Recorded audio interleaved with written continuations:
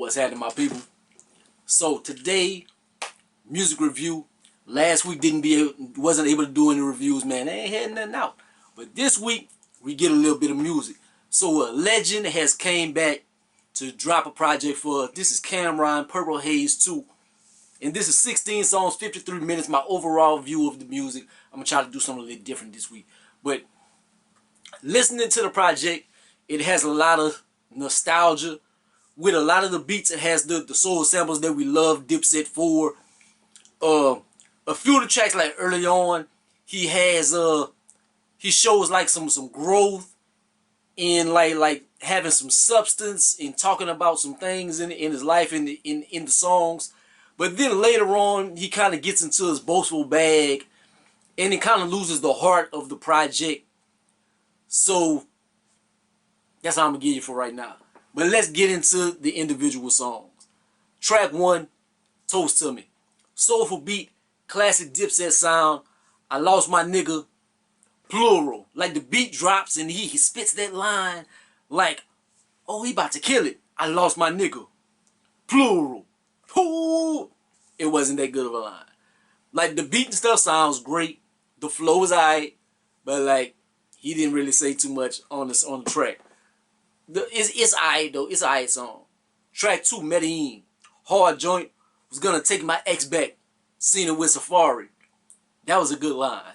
That was a good line right there. You talking about Safari on Love and Hip Hop and stuff. His girl was running around with him and etc. and stuff. So he ain't taking her back, cause she running around with this clown brother right here. But the beat is hard, man. The song is hard. I like this. 3, Losing Weight 3. Storytelling track about his origins, getting into the dope game, and then getting into the rap game and stuff. I really like this. I like that he's saying something. Dope track. Number 4, K.O.P. High beat.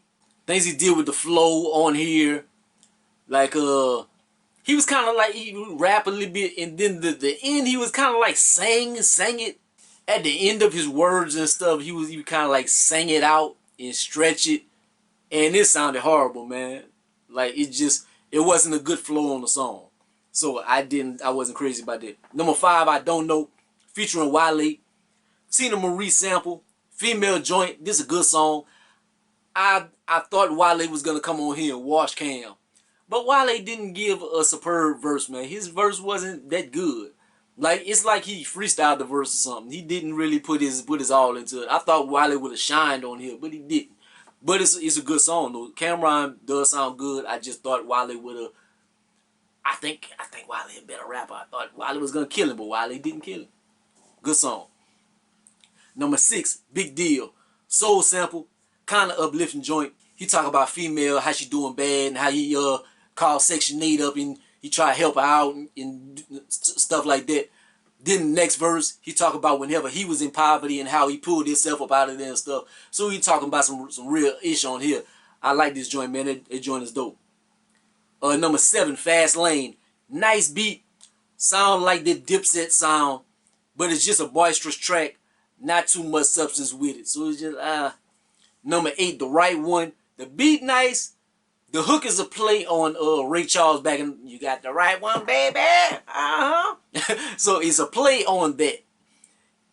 But it don't sound good, man. Like the hook and stuff, like the beat, the verses are good, but the hook ain't good, man. The hook, like, sonically just don't sound good, but the rest of it is a good song. Number 9, This Is My City featuring Max B. Light, bubbly kind of beat, but he talks some real ish on this song. So I like this one. Number 10, Keep Rising featuring Max B. This is a Mary J sample. To me, it's like they just clowning on here. It's good for a listen, but it's like nothing that you're going to be jamming. Like you're going to be like, oh, put that joint back on. It's nothing like that. It's number 11, The Get Back featuring Mimi. And then number 12, Just Be Honest featuring Mimi. And the reason why I named both of these songs is both of these songs kind of got the same kind of thing. They fun kind of joints, but it's nothing really special to them. It's nothing that really to talk about on here. Number 13, Ride the Wave. And basically, it's kind of like the other tracks. He's just talking the ish on this one right here. Number 14, Killer Bounce featuring Disco Black. Club joint for a white club. Like it kind of got like a rave kind of sound to it or something. Sound like it would sound good like in a movie or something, or in a white club. Like it's not a black club joint. Not, I don't think so. But it has kind of a club vibe, but not a black club. Number 15, Believe in Flea. He's talking ish on here, but it's stuff based on facts. Like, I can put you on game kind of stuff. So I like this one. It's not just talking noise for the sake of talking noise and just being super braggadocious. It's kind of like things he did in like his pedigree and stuff, and like things that's solid.